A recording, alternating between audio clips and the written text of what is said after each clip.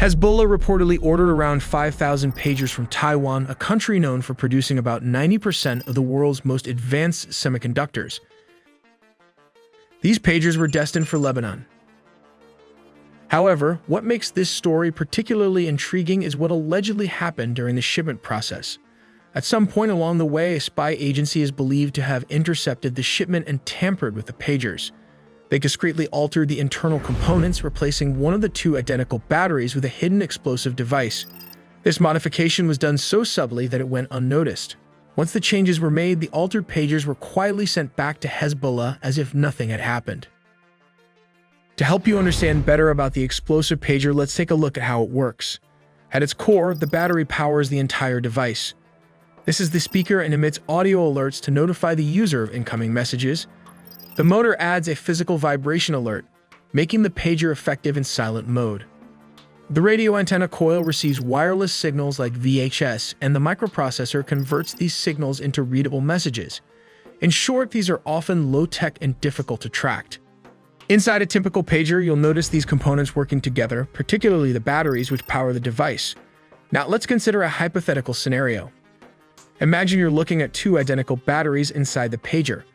Although this is speculative, if it were part of a spy agency, we might consider disguising one of the two identical batteries for a different purpose. One battery would provide the necessary power for the device, while the other could potentially serve as an explosive, cleverly concealed within the pager. To expand on this theory, an alkaline AA battery weighs approximately 23 grams. Interestingly, reports in the news have mentioned that an explosive weighing about 20 grams was detonated. This similarity in weight lends some plausibility to the idea that a battery could be used as a disguised explosive device. We believe there was a timer for triggering this explosive that can disable or unalive an adult if placed at the correct time. Since 2,750 were injured, which cannot be a coincidence. In one instance, a pager explosion occurred at a grocery store, and a small handheld device, seemingly just another pager, was carried by a possible Hezbollah operative. It unexpectedly detonated, causing injuries to the user. The explosion, though localized, inflicted harm and sowed fear among those present. This raises the question, why did Hezbollah begin using pagers instead of simple mobile phones? Well, it all started with the Faraj Shikar bombings, better explained in the video ahead, after the October 7 attack and the Druza football field missile incident. The Israeli spy agency started planning the assassination of Fuad Shukr. They did this by hacking into the mobile network of the Hezbollah military commanders. Let's delve into the details of how this assassination unfolded. Southern Beirut, Lebanon serves as a stronghold for Hezbollah, where Fuad Shukr resided in a fortified 7-story building. This building was not only his home, but also served as a base of operations, with his office strategically located on the 2nd floor, allowing him to oversee and coordinate critical military activities. On the day of the assassination, Fuad Shukr was working in his office, likely engaged in the planning and communication that were vital to Hezbollah's operations. Unbeknownst to him, Israeli intelligence was closely monitoring his movements and communications. According to reports, Israeli intelligence managed to intercept a Hezbollah phone call, which played a crucial role in the assassination plot. The intercepted call was manipulated to deliver a false directive, instructing Fuad Shukr to return to his residence on the top floor of the same building. The urgency of the message was designed to make the commander believe it was a matter of immediate importance. This clever ruse was a deliberate attempt to isolate Fuad Shukr in a specific location, ensuring that the strike would be as effective as possible. The plan succeeded as soon as confirmation was received that the commander had entered his 7th-floor apartment. The final phase of the operation was set into motion. An aircraft, possibly an F-16, was dispatched to carry out the precision strike. Equipped with a laser-guided bomb, similar to the highly advanced Spice weapon, the aircraft locked onto the target. The free-fall guided weapon, traveled with pinpoint accuracy, was released and struck the building with devastating force, causing a massive explosion that obliterated the 7th floor and claimed the life of Fuad Shukr, injured a couple of residents living in it. But this doesn't even compare to the mystery of this assassination in the Iranian guest house. Who did it and how was it done?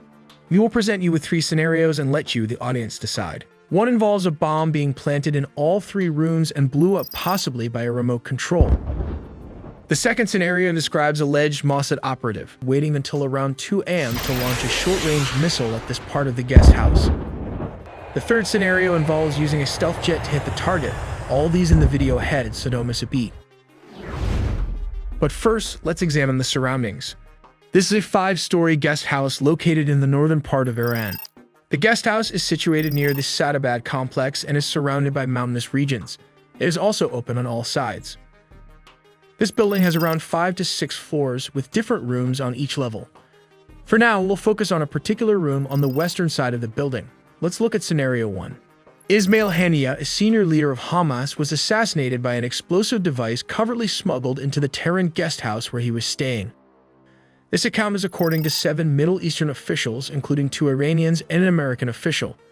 It's important to note that this is one of the most heavily guarded areas in Iran, under the protection of the Iranian Revolutionary Guard. For alleged Mossad operatives to infiltrate this protected area where the streets were thoroughly secured was one of the most daring and well-planned maneuvers they could undertake. From this top angle, we can see Haniyeh's car entering this part of the building. He stayed in this section of the guest house, probably in this specific portion, which has been reported to be his favorite area whenever he visits Iran. This is the tricky part. According to several reports, the bomb was planted 2 months ago, allegedly by operatives possibly either Iranian or Mossad.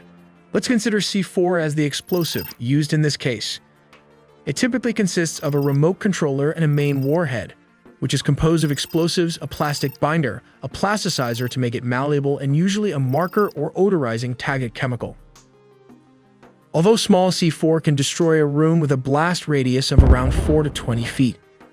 Here's how it might have worked. The agents, as suggested, placed the bomb in all 3 rooms 2 months ago.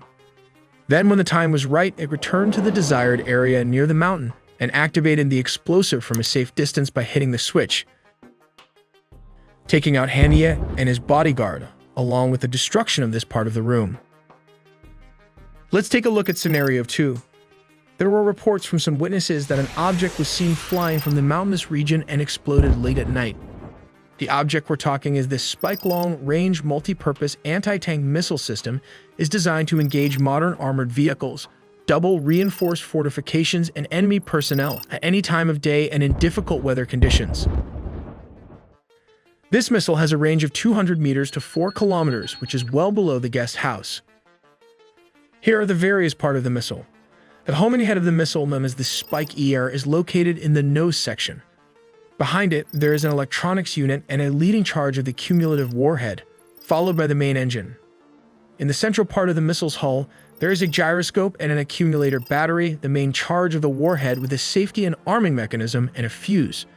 The folding steering fins open as soon as they are out of the launcher. Steering drives, launch engine, and fiber optic cable reel are located in the missile's tail section. This is how it might have happened. Around 2 a.m., approximately 2 operatives began moving closer to the building, staying within a range of around 2.4 miles, which is around 4 kilometers. Once in position, the assassin or alleged Mossad operative activated the missile system. They used thermal imaging to see in the dark and guided the missile through an optical wire.